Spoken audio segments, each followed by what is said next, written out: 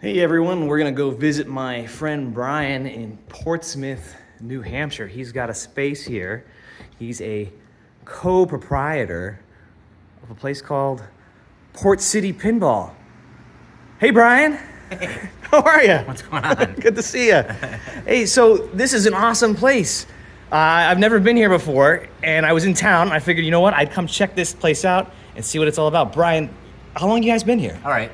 So we're in Portsmouth, New Hampshire, which I think hopefully you mentioned I did. I walked Yeah. up the stairs. I was like, we're in Portsmouth, New Hampshire. Okay. Yeah, it's funny too. Like it's one of the first things that people will say is they go, "Wait, there's pinball in Portsmouth, New Hampshire? There hasn't been pinball here forever." Yeah, so I'm one of the co-proprietors.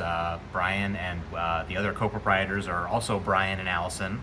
And yeah, back in I think October of last year, we found this place and decided to set up sort of a tournament space, which is what it mainly is first. But we're also open to the public a couple times a week. We run leagues, we run tournaments, we run private events, you know, all kinds of stuff. And really just, we let hopefully people come here and have a good time. Yeah, so this is a Friday night. They're getting ready to wind down for the evening, so I stuck around. There's a handful of people in here. This is a public night, right? This wasn't a private event or anything. Yep, yeah, we're open to the public Tuesdays and Friday nights. Perfect. So, Brian, how many games do you figure you have in here? So we should have about 32 working games, and then we always have probably 3 to 5, you know, projects kind of in the back that we're working on that we kind of throw into the rotation once they get up to par. I feel you. I mean, I probably have more projects than games, but as some of the collectors, that's always the case. But, you know, this... I mean, I'm peeking over your shoulder here, and I see a handful of really cool games, despite some games that I don't even see out on location very often. But, so yeah, let's go ahead and let's take a look inside the space. But I do see up on the board behind you, you have an event coming up towards, let's see, towards the end of the month, towards the end of August here. Yep. You guys probably can't see that because we're focusing on all the things. But yeah, August 24th is a Jaws launch party. That's August 24th of 2024. So what's that event going to be like? Yeah, so basically, so you can always go to our website is portcitypin.com, and we always list out all the events we're having on our calendar. But yeah, we're having a launch party for Jaws because it's our newest game that we have, and it's really just kind of a quick match play tournament, mostly for fun, but also you get IFPA points as well. IFPA points, and for you tournament people, you league players, right? Yeah. That's important. That's what you want, yeah. But it's also just to have fun too and celebrate us having a brand new game, and it's really just an excuse to play more pinball. Yeah, I mean, who doesn't want an excuse to play more pinball? Right. And one of my friends is here, Brian's roadie, Brian's lackey, Any Mike. Follow him around everywhere. I'm like a little dog. Mike, it's great to see you. Good to see you, Tim. All right, so let's go ahead and take a quick look around the place. And then after that, we'll go talk back to Brian and talk about some of the games that are here. So, you know, as you see with a lot of the popular places, they've got a lot of new Sterns here. We've got a Foo Fighters, an Iron Maiden. We've also got some games you don't see too often, like a Dipsy Doodle, maybe a Tron. And we'll have to ask Brian about this. But I am seeing some plaques on some of these games that, you know, this machine once belonged to the historic Papa collection. Over here, let's see, we got a Stern Sea Witch, Grand Prix, Quicksilver. Fun game if you haven't played that one. Harlem Globetrotters. Well, some scandalous ladies over here. Let's see, we've got some Bond. Oh, yeah, and a premium edition of the Bond, too. Bond is one I do like. And a Mesios. We're going to have to come back and talk to Brian about Mesios. I don't know what that is. Let's see, Doctor Who, The Shadow, Fishtails. Oh, I remember when Brian got that game. Venom's here. All right, Junkyard. We'll cycle back over. We've got Star Trek, Fast Break. I owned one of those for a little bit of time. Fun game, especially if you like basketball. And you can link those back and forth to each other. No Good Gophers. World Cup Soccer, man, I remember when World Cup came to the United States. That was fun, and this is fun game. You know, and one thing I've noticed about all these games is these play fields they're nice and clean. I mean, we're gonna take a look here. This play field, this is a clean play field. Nice, bright, clean. That's always, oh, Adams Family. I know some of you pinheads really do like that one. Solar Fire. Yeah, you know, I hadn't played Solar Fire until this evening, but this playfield, it has a layout similar to some other titles you might recognize. Any Mike told me, he knows this one, you're gonna like this one, Tim. This one's kind of like Black Knight, a little bit different. Sounds a little bit different, but the playfield's similar. Very similar looking playfield. Total Nuclear Annihilation, one of my favorite pinball machines, just partially because I love the music that goes with it. Jaws. Paragon. A Hot Shot, this is a game of skill, by the way. A Wildfire with some sort of speaker on the top we're gonna ask Brian about. And an Aquarius. Let's go back and let's go find Brian. Brian, I'll let you know, they also have a nice seating area too for when you lose. You have a nice couch to pout on because, and then you can drown your sorrows with some candy because, you know, that's important after you lose. But Reese's 3 for $1. Reese's 3 for $1, he says. Now, Brian, there's tons of games. We could talk forever in here about all these games, but one thing I noticed, you have plaques on some of the games. What's the deal with the plaques? Yeah, so we have 4 games here, I believe, that are actually from the original Papa. Which, if any of you are, you know, pinball players, tournament players, whatever, you know what Papa is out in Pittsburgh, Pennsylvania, and it's kind of a big deal. Kind of a big deal. Kind of a big deal, yeah. But yeah, so we've got a few of the games that actually came back when they were selling off their collection, unfortunately. Right. The COVID killed it. So. And that happened to a lot of places, and unfortunate.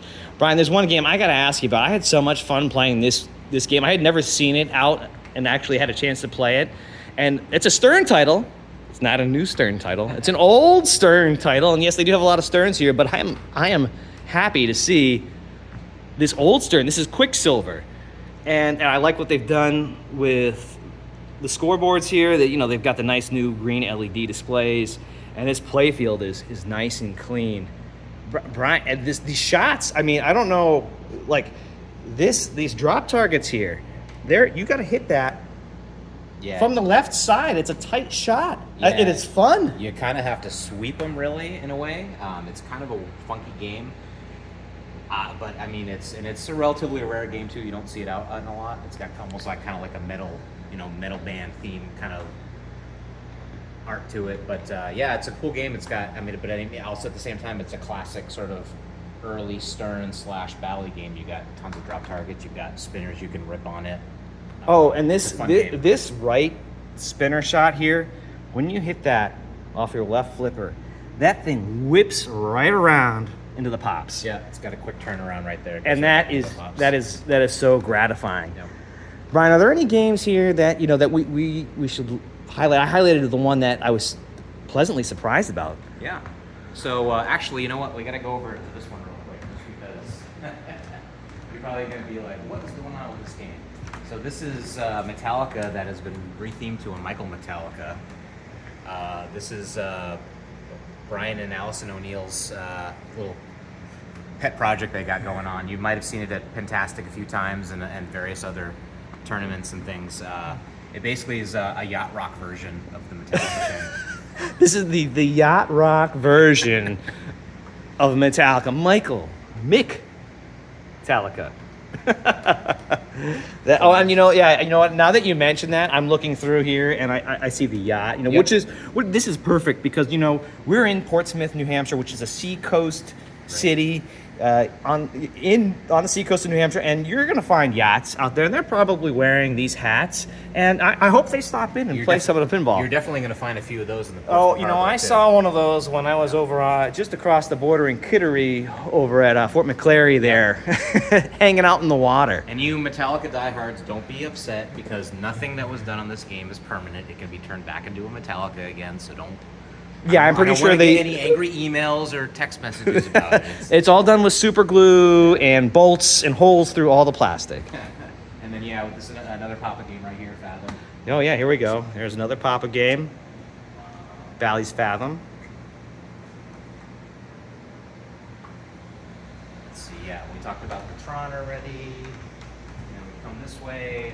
Here's another Papa game right here, Aquarius. Single player, yeah. You know, these play fields, Brian, they're clean. This might be the oldest game we have here. What year would you say this one is done for this wedge head? I think this is like a late 60s, really very, very early 70s. Late Maybe 60s, early 70s. something like that. Yeah, somebody's gonna, chime in the comments and thank you to that person who does that. I've looked it up and I already forgot what year it is. But Yeah, I'm there- pretty sure this is probably the oldest game we have here. Now, Brian, I saw with your wildfire here that we've got a speaker on top. 1970. Oh, it's 1970? Okay. A 1970. Thanks, Mike. Perfect, Aquarius is 1970. So yeah, this is a wildfire machine. So this is another early Stern game. So what's unique about this game is actually there's two unique things about this game. One, it is a Papa game as well, and the other thing is this actually has alternate code in it. Technically, the name of this version is called Wildfire Reignited, and a friend of ours, Derek Correa, who's a developer. This has essentially it's got an Arduino board that sort of fits in between the main board and the CPU. Okay. And it allows you to redo the code, so you can add things like add modes, you can add ball save, all kinds of stuff, including connecting it to an external speaker that can play anything. Ah, there we go. Now, I did notice it had some sounds. I'm playing this, I'm going, there's no way those are the original sounds. Yeah, so if you play the game, you'll hear.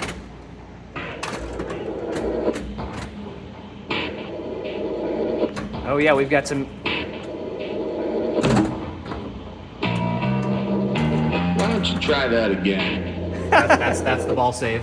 So now you can shoot again. Ball save on an old Stern.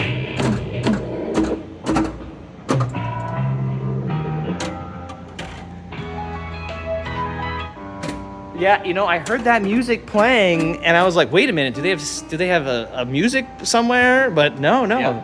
So then, and I got to show you one other really cool thing, and I'm sorry, it's worth the wait. It's worth the wait. Let me reboot